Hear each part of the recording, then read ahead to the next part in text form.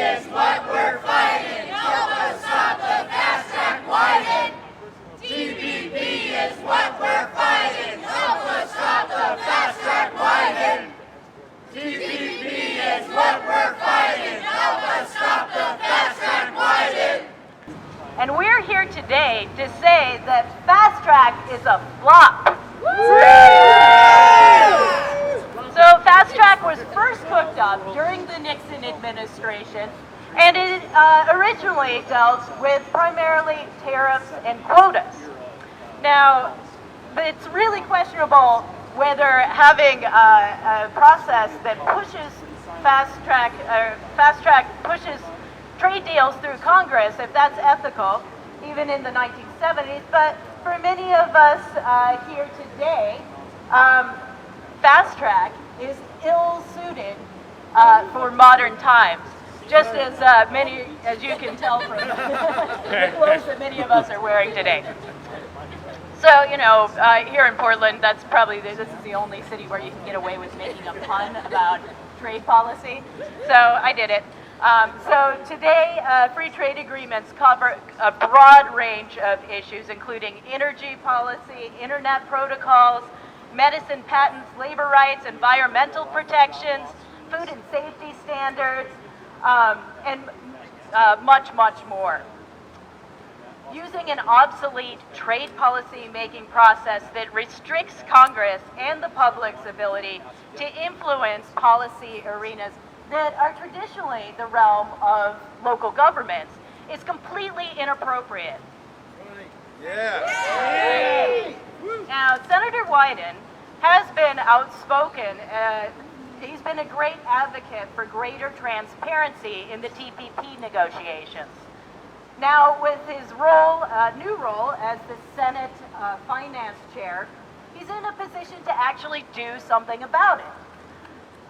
The first step is to abandon the outdated and inappropriate fast-track process, which allows trade negotiators to hide from the public what's being negotiated in our names. And it also allows it to be signed before the public sees the text, and amendments are forbidden, and at that point changes are all but impossible. So we're here today to deliver thousands and thousands of signatures on these floppy disks, and we are just one of 6 different petition deliveries happening all across the state in every one of Senator Wyden's district offices.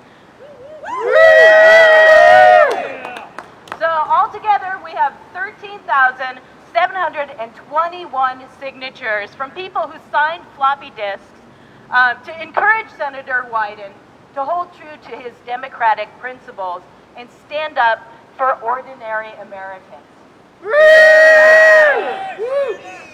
We have a huge stack of floppy petitions to point out the fact that fast track is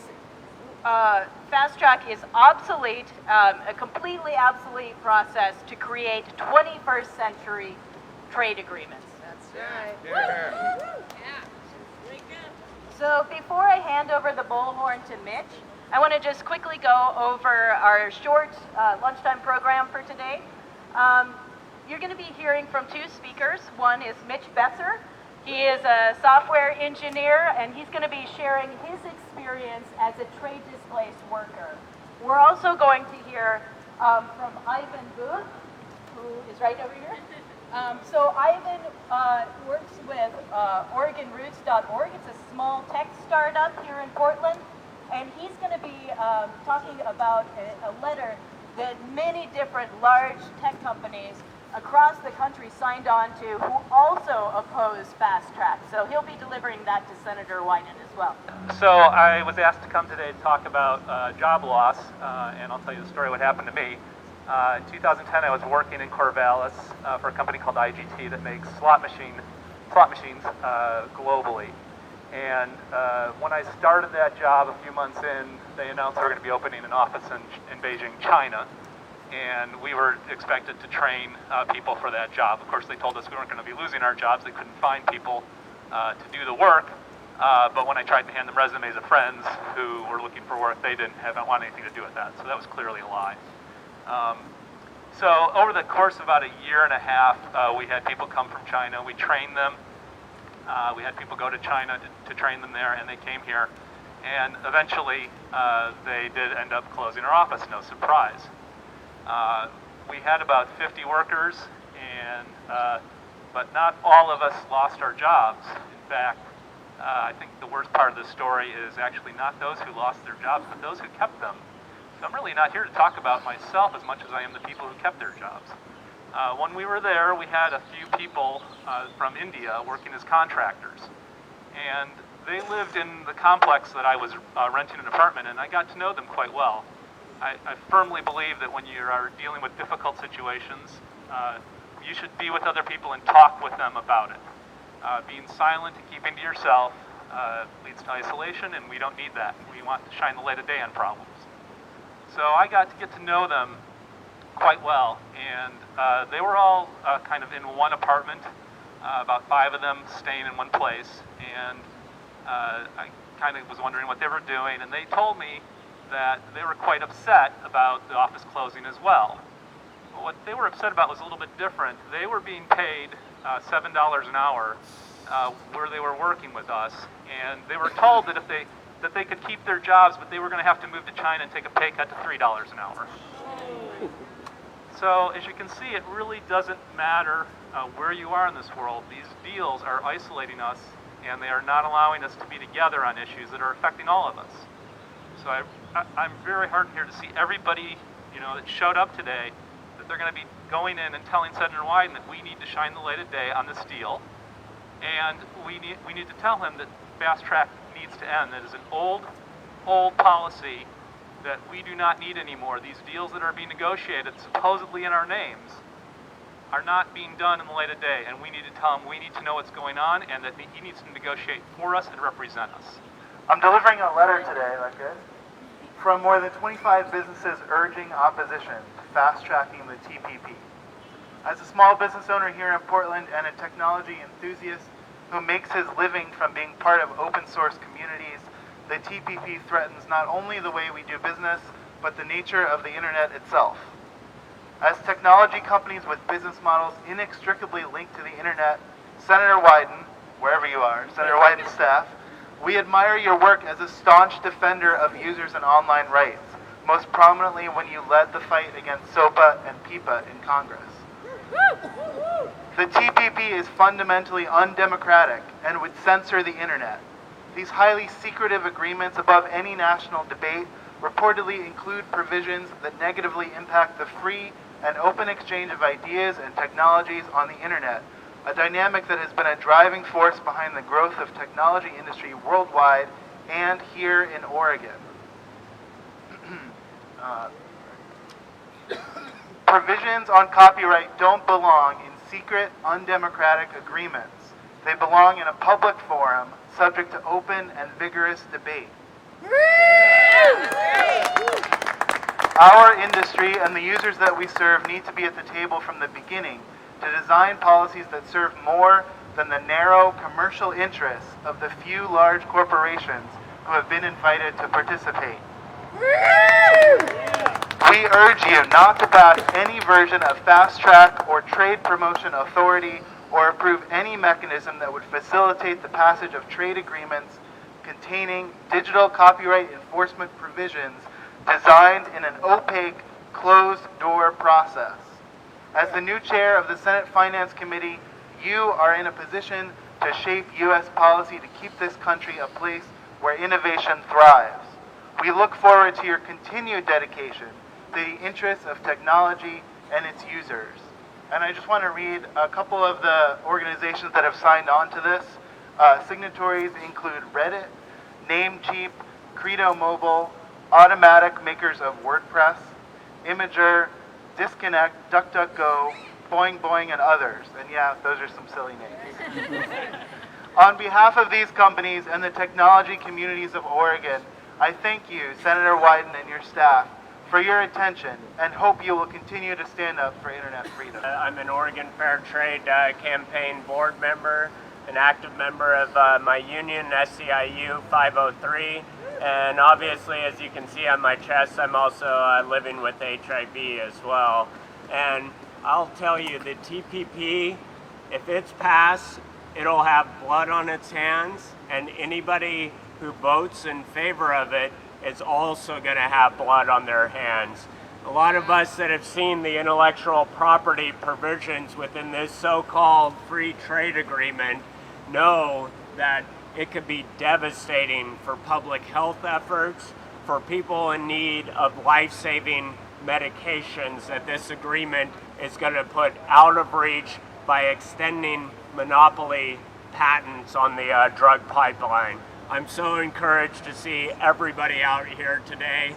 If I were living in Vietnam with HIV, my life would literally be on the line. So you guys are literally saving the lives of millions of people in impoverished countries, including here in the United States, by being out here. Thank you so much. We are a Latin American solidarity organization. It's been around for about 30 years. And a big part of the work that we've done over the last 20 years, since the introduction of NAFTA, is bear witness to the devastating, murderous effects of free trade on countries all over the hemisphere, including our own. You know, we like to think of ourselves as developed and perhaps not impoverished, but as Benjamin pointed out, there are people, including in the United States, for whom these trade agreements literally mean the difference between, food on the table and starvation, mean the difference between life and death. And so I've been to Mexico, I've been to Honduras, I've been to Nicaragua, I've been to Maquilas, and I've seen the effects that these free trade agreements have on human beings, on human bodies in Mexico, and the impacts of NAFTA, the impacts of CAFTA, and in May 2012, the U.S. passed a free trade agreement with Colombia, the most dangerous country in the world to be a trade unionist. Dozens, if not hundreds, of trade unionists are murdered every year in Colombia. Yeah, boo. And last year I had the honor to do a speaking tour with an Afro-Colombian port worker who's the president of his port union in Buenaventura, Colombia. And he spoke about the death threats that he and his family have received, as well as the company that many of us here in Portland know, named ITSE, that has an agreement with Port of Portland and also does business in Buenaventura, Colombia, where workers there might earn maybe $30 a month for working in the ports. No safety protections, no unions, and this is who we're making our free trade agreements with. As Benjamin mentioned, Vietnam, there are other countries in the TPP who do not enjoy labor protections the way that we somewhat enjoy them in the United States. Even though our labor protections here could be much stronger, they are non-existent in countries like Colombia and in countries like Vietnam.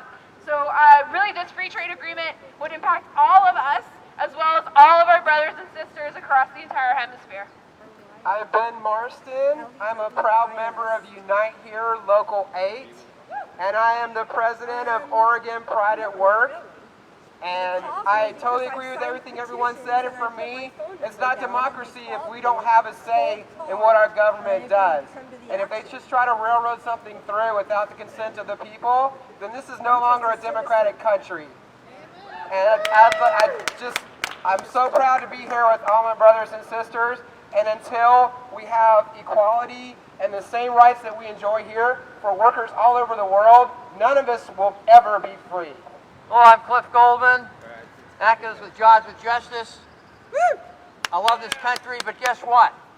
The fast track goes through, we lose sovereignty because corporations can dictate what the laws of this country is. If we want to uphold environmental standards, if corporations say, well, your environmental laws are reducing our profits, they can sue this country. That is ridiculous. Is that ridiculous? Yeah. And something else, you got people who really need medicine in the undeveloped world, and pharmacy companies, you know what they can do? They can extend the patents, and so the generic lower prices cannot go into effect. It's called evergreening, and you can always have a patent. That's what these corporations can do.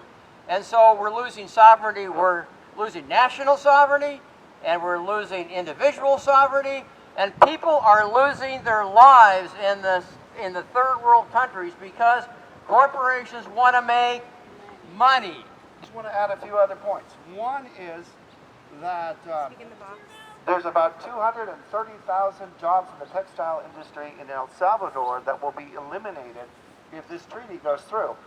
Those jobs support about 200,000 jobs in the textile industry in the United States. Those jobs will be gone.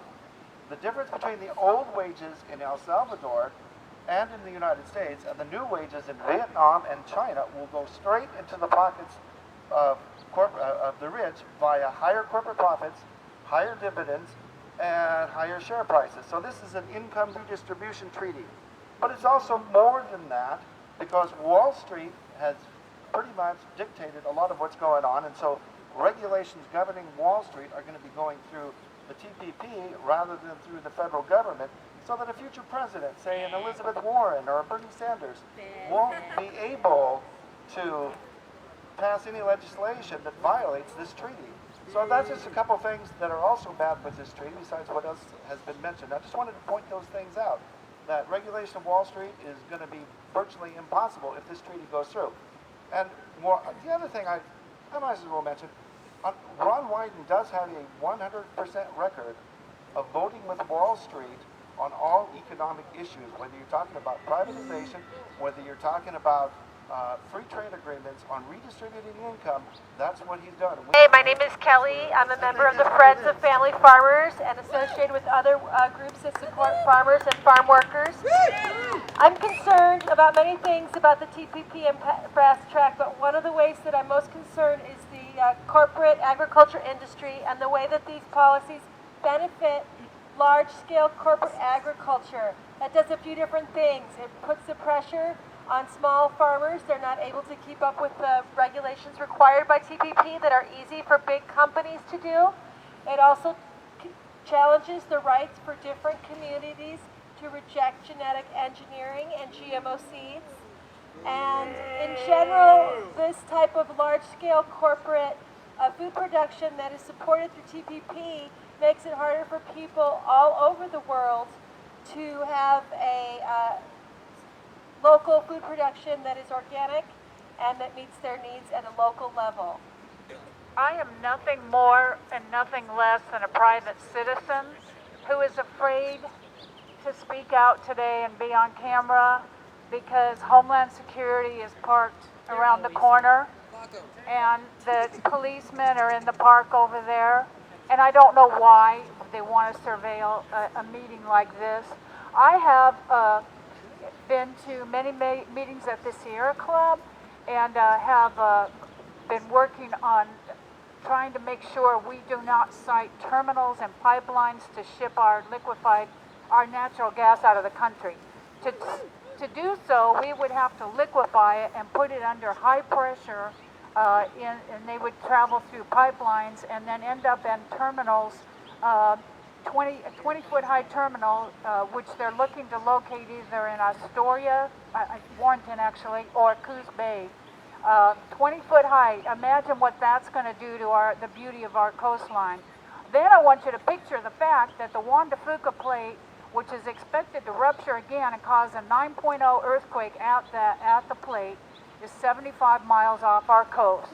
And if that ruptures, you can imagine what kind of an explosion we're going to have when that liquefied natural gas leaks out. And you look online, you go on YouTube, and they put out, the corporate people put out a cigarette in liquefied natural gas, and they say, oh, it's not explosive. Oh yeah, it is explosive. It's only in a very tiny range, but once it's leaked out somewhere between like 5 and 15 degrees Fahrenheit, because it's been chilled down to way below zero, in that range, it is explosive. So don't tell me if it. Lastly, I just want to point out that under the Natural Gas Act was amended in 1992, I believe, so that if the TPP passes, we will be forced to export our natural gas. That will increase our fracking and caused the other problems I've just mentioned. Went through security. It was a long and painful process. And then we got there and we gave your message to Senator Wyden's staff, and he said that he cannot take the floppy petitions because of security reasons. I have a theory, though. The first, Ivan thought that maybe it's because of viruses, worry about viruses. That's one theory. My theory is that he saw that mounding pile of floppy disks with thousands of signatures on it and said, I do not want to carry that up to my office. And I don't blame him. That is a lot of people very, very concerned. So, definitely the message was seen. He saw the giant pile, and our message is going to be taken back to Senator Wyden. I think that they heard you all the way up there with that great spirited chanting. Fast track is a total flop. Corporate greed has got to stop.